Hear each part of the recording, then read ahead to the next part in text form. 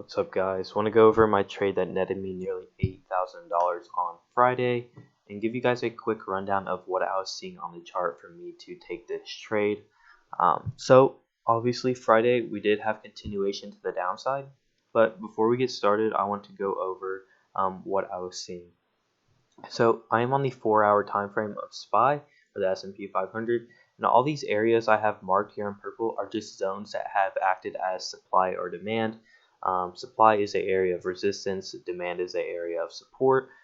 So we were coming down on Friday to this 388 area, and I was watching for a break of this 388 area.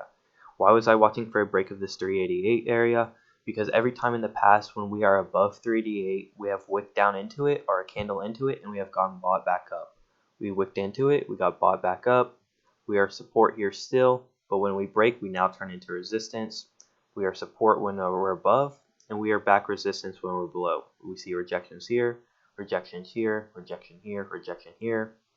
We're support all through September back here at 388 until we break below this area. Then it acts as resistance again. So what I was watching for here on this 388 area was a simple break of a demand turned back into a area of supply. I actually ended up taking this trade on the 5-minute chart, and it was a super clean trade. As you can see, we sold off in the morning down to this 388 area, which is the 4-hour support, and we were basing here at this level.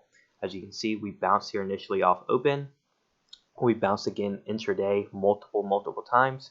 So I was watching for this support to break and turn back into resistance.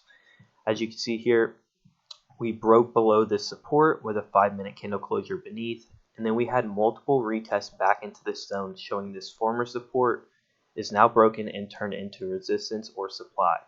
So this is where I started scaling in my positions into puts. Once we broke this initial support, we are now turning it back into resistance with these retests on the 5-minute chart.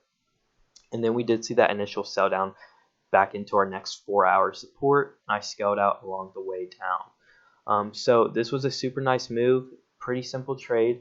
I drew my zones on the 4-hour time frame.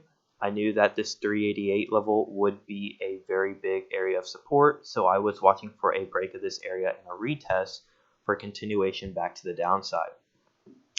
Once again, I knew this area was support because I had this zone drawn out from months past on the 4-hour time frame. Every time we come up to this 388 area, it has acted as support when we are above. However, when we're below, it is back into resistance.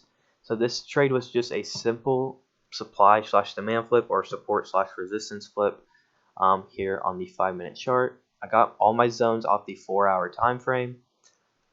Once again, 5-minute candle closure under this support.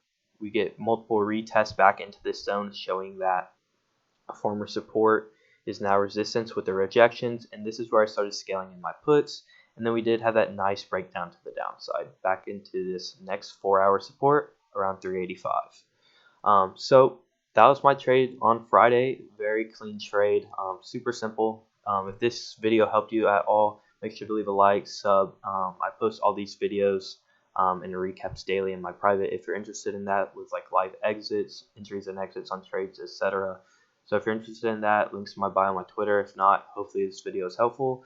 And yeah, I'll be sure to make more of these. Peace.